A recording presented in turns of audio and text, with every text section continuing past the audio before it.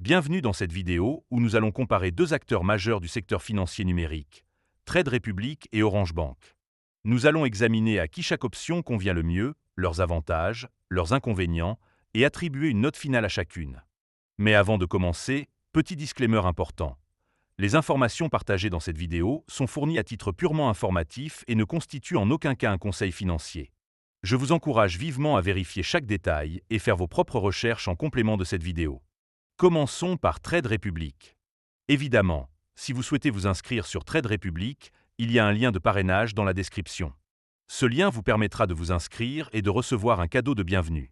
Trade Republic est une plateforme d'investissement en ligne qui s'adresse principalement aux investisseurs débutants ou à ceux qui recherchent une solution simple et efficace pour gérer leurs placements. Son interface intuitive et ses frais réduits en font une option attrayante pour ceux qui souhaitent investir sans complexité. Le premier bon point, c'est que Trade Republic propose des frais de transaction très bas, avec une commission fixe d'environ 1 euro par ordre. Cela permet aux utilisateurs de maximiser leur rendement, surtout lorsqu'ils effectuent des investissements réguliers. Le deuxième avantage notable est la possibilité d'investir dans une large gamme d'actifs, y compris des actions, des ETF, des obligations et même des crypto-monnaies. Cette diversification permet aux investisseurs de construire un portefeuille équilibré selon leurs objectifs financiers. Le troisième point positif concerne les plans d'épargne programmés.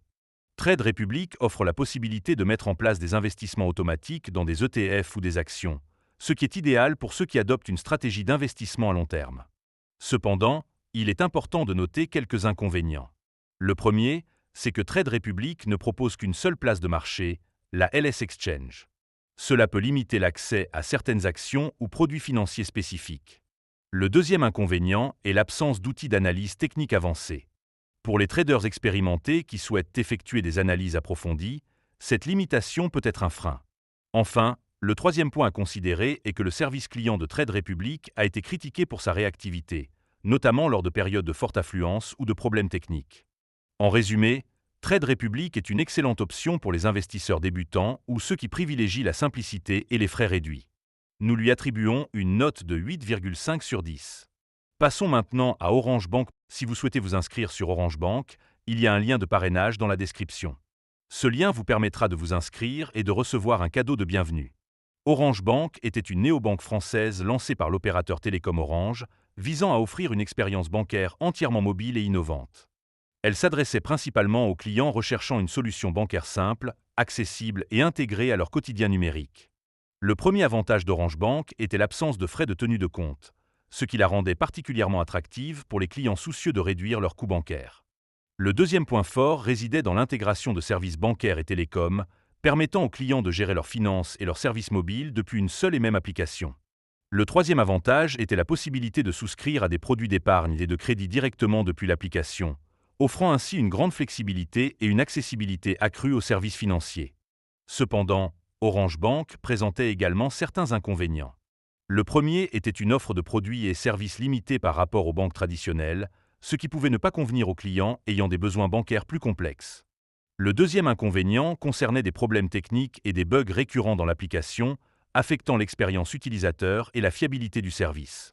Enfin, le troisième point à considérer est qu'Orange Bank a cessé ses activités en France, ce qui signifie que les clients ont dû migrer vers d'autres établissements bancaires, entraînant des désagréments et des incertitudes quant à la continuité de leurs services financiers.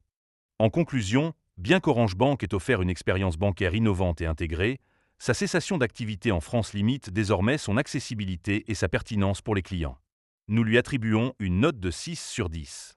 Alors, laquelle de ces deux plateformes est la meilleure ? Si vous êtes un investisseur débutant ou que vous recherchez une solution simple pour investir à long terme avec des frais réduits, Trade Republic est probablement le meilleur choix pour vous. En revanche, Orange Bank ayant cessé ses activités en France, elle n'est plus une option viable pour les clients à la recherche de services bancaires numériques. En fin de compte, le choix entre Trade Republic et Orange Bank dépend de votre profil et de vos objectifs financiers.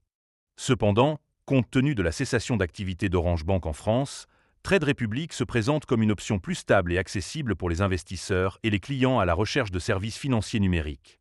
En fin de compte, le choix entre Trade Republic et Bank dépend de votre profil et de vos objectifs financiers.